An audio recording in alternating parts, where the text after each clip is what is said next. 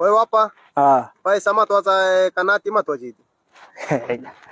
लयच भारी प्रश्न विचारला रे तो. हा. तुला एक सांग का, खिशाला डोबळा पडला का नाही तर नाण्याआधी नाती गळून जाते ती. मला काय समजलं ना तुम्ही काय म्हणता. अरे जवळ तुझ्या खिशात पैसा आहे तवर तुझ्या सोबत समजा जग आहे बघ.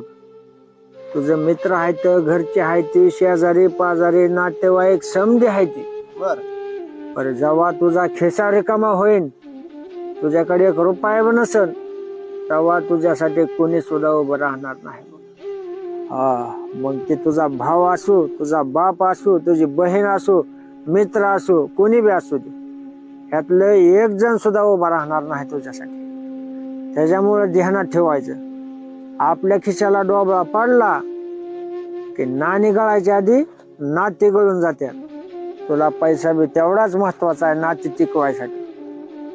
आलं का तुझ्या ध्यानात? होय बाप्पा, खरंय. पैसा आहे, नाती आहे, नाती आहे ती तर पैसा बी आहे. त्याच्यामुळे ह्या दोन्हीचा समतोल राखायला आला पाहिजे तुला.